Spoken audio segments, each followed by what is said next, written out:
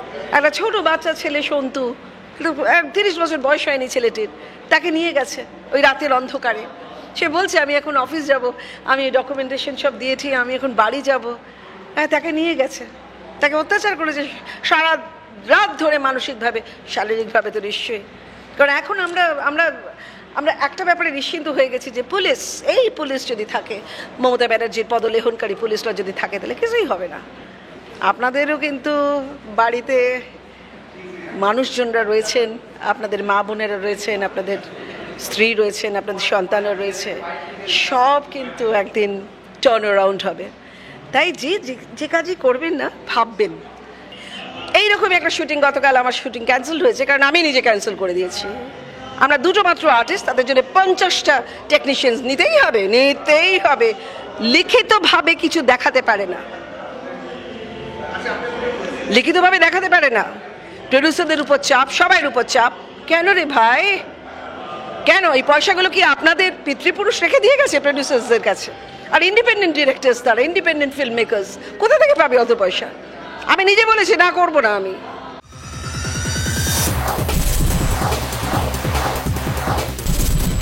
কেমন আছেন? আপনার প্রথম ভালোবাসা ফিল্ম, সেই জায়গায় এইভাবে ফিল্ম ফেস্টিভ্যাল, কি বলবেন ফার্স্ট, এটা আগে জানেন? আর ভালো আছি। ফিল্ম ফেস্টিভ্যাল এরকম একটা প্ল্যাটফর্ম নিশ্চয়ই দরকার। আমাদের আধুনিক যারা ফিল্ম মেকার্স, তারা নতুনভাবে ভাববেন, নতুনভাবে ছবি বানাবেন। সিনেমা আসলে সেই সময়কার দলিল, এই যে সময়টা, সেই সময়টা দলিল, মানে document. So in one way এই documentation is very very important, যে আমরা কোন সময়ে বাস করছি। এবং আমাকে তোমাদের মতো কিছু সাংবাদিক জিজ্ঞেস করলো যে সন্দেশখালির উপর যদি কোনো ছবি হয়, নিশ্চয়ই, ন্যাচারালি। সন্দেশখালি তো আজকের সময়ের দলিল, সুতরাং Sandeshkhali should be in our library. যে কি হয়েছিল, কতটা অমানবিকতাটা, কতটা নৃশংসতাটা, কতটা অগণতান্ত্রিকভাবে আমাদের রাজ্যে এক একটা জায়গা, শুধু সন্দেশখালি একা নয়, কিন্তু এরকম সন্দেশখালি বহু আছে। সো এইগুলোকে বার করা, এবং এই এখনও সেই মানুষগুলো কিন্তু জীবন্ত বলছেন। এরপর তারা কোথায় থাকবেন, তাদেরকে কোন কবরে নিয়ে যাওয়া হবে, তাদের কতটা অত্যাচার করা হবে, কারণ সাংবাদিকরা নিজেরাই এইভাবে আক্রান্ত। একটা ছোট বাচ্চা ছেলে সন্তু, 30 বছর বয়স হয়নি ছেলেটির, তাকে নিয়ে গেছে ওই রাতের অন্ধকারে। সে বলছে আমি এখন অফিস যাব, আমি ডকুমেন্টেশন সব দিয়েছি, আমি এখন বাড়ি যাব। হ্যাঁ, তাকে নিয়ে গেছে, তাকে অত্যাচার করেছে সারা রাত ধরে, মানসিকভাবে, শারীরিকভাবে তো নিশ্চয়ই। কারণ এখন আমরা আমরা আমরা একটা ব্যাপারে নিশ্চিন্ত হয়ে গেছি যে পুলিশ, এই পুলিশ যদি থাকে, মমতা ব্যানার্জির পদলেহনকারী পুলিশরা যদি থাকে, তাহলে কিছুই হবে না, কোনো রকম কিছু হবে না, অত্যাচারই হবে। দিদি, সমাজের তো ক্ষতি হচ্ছে, কিন্তু এই যে এই দলাদলি, এগুলোর জন্য ইন্ডাস্ট্রিরও তো একটা ক্ষতি হচ্ছে। না, ইন্ডাস্ট্রি বলে কিছু নেই, আমাদের ইন্ডাস্ট্রি নয়, আমাদের ট্রেড। যারা বলে আমরা ইন্ডাস্ট্রির জন্য, ইন্ডাস্ট্রি না, ইন্ডাস্ট্রি মানেটা আলাদা। তার জন্য কিন্তু পড়াশোনা করতে হবে, ইন্ডাস্ট্রি কাকে বলে আগে জানতে হবে, ইন্ডাস্ট্রি কে, কি, কেন। ইন্ডাস্ট্রি হলে কি আমরা, যেমন আমি চাইল্ড আর্টিস্ট থেকে আজ অবধি কাজ করছি, আমি এতদিনে পেনশন পাই, আমি নানা রকম পার্কস পাই, আমি নানা রকম প্রিভিলেজেস পাই। ইন্ডাস্ট্রি নয় আমাদের, নাথিং। এবং তুমি যদি সরকার পক্ষকে পদলেহন না করে, ইউ আর নোবডি। কিন্তু পাপি অধিকারীকে আটকানো যায় না, পাপি অধিকারী অনেক অনেক কাজ শিখে রেখেছে, পেটে যেটা আছে।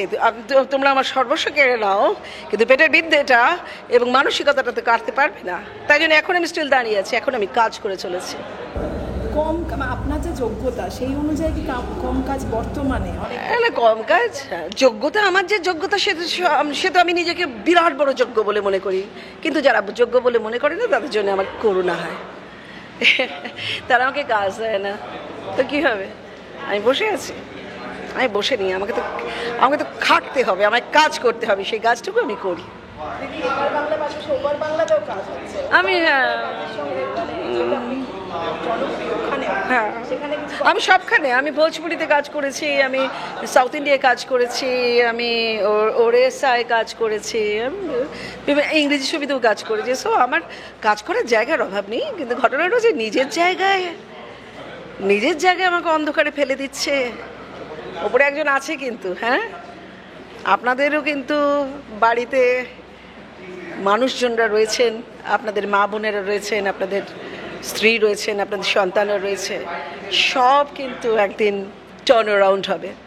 তাই যে কাজই করবেন না, ভাববেন যে আমি যেই ব্যবহারটা করছি ওদের সাথে, সেই ব্যবহারটা একদিন আমাকেও ঈশ্বর দেবেন। Thank you. হ্যাঁ, আমি এই টুটু করে কয়েকটা কাজ করছি। আর তো অবাক হয়ে যাবে, এই সৌরভ বিশ্বাস অ্যান্ড কোম্পানি তারা ভোট ব্যাংক তৈরি করেছে। কেমন? তাদের নিজেদের জায়গায়, আলিপুর এবং বিভিন্ন জায়গায়, পুরো সাউথ ক্যালকাটা, সেখানকার লোকেদের ডেকে আমাদের ট্রেনের মধ্যে ঢুকেছে। কিছু জানে না, জমাদারের কাজ করে। জমাদারের কাজ কিন্তু ছোট নয়। ওরা না থাকলে, সুইপার্সরা না থাকলে কিন্তু আমরা পরিষ্কার থাকতে পারতাম না। কিন্তু তাদেরকে নিয়ে আসছে আমাদের মুখে মেকআপ পরানোর জন্য। ভাবতে পারেন? তাদেরকে নিয়ে আসছে আমাদের ইলেকট্রিকের কাজ করবার জন্য, তাদেরকে নিয়ে আসছেন আমাদের সমস্ত ট্রেনের কাজ করানোর জন্য। কেন? তারা ভোট ব্যাংক। এইরকমই একটা শুটিং, গতকাল আমার শুটিং ক্যান্সেল হয়েছে, কারণ আমি নিজে ক্যান্সেল করে দিয়েছি।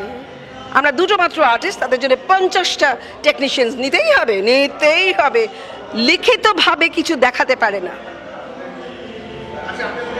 লিখিতভাবে দেখাতে পারে না। প্রডিউসারদের উপর চাপ, সবাই উপর চাপ। কেন রে ভাই, কেন? এই পয়সাগুলো কি আপনাদের পিতৃপুরুষ রেখে দিয়ে গেছে প্রডিউসার্সদের কাছে? আর ইন্ডিপেন্ডেন্ট ডিরেক্টরস, তারা ইন্ডিপেন্ডেন্ট ফিল্ম মেকার্স, কোথা থেকে পাবে অত পয়সা? আমি নিজে বলেছি না, করবো না। আমার রুজি চলতে থাকে, তাই আমি বললাম। কিন্তু অনেকেই বলে না। মাত্র দুটো আর্টিস্ট, এই যে তুমি, আমি আর ক্যামেরাম্যান। এটা ধরো সিনেমা হলো, তাহলে লাইট ফাইট একটু বেশি, আরও 10 জন, আচ্ছা ধরে নাও 15 জন। তার বেশি লোক রাখে? 50টা লোক দিতে হবে টাকা। না, আমি করলাম না, আমি করি না। একমাত্র আমার মনে হয় পাপিয়া অধিকারী পারে এইভাবে কাজকে না করতে, শুধু অন্যায়ের প্রতিবাদ করবার জন্য। Thank you. Tollywood focus Kolkata চ্যানেলটি আপনাদের ভালো লাগলে লাইক করুন, সাবস্ক্রাইব করুন এবং আপনাদের প্রিয় ভিডিওটি অবশ্যই শেয়ার করুন। Tollywood focus Kolkata.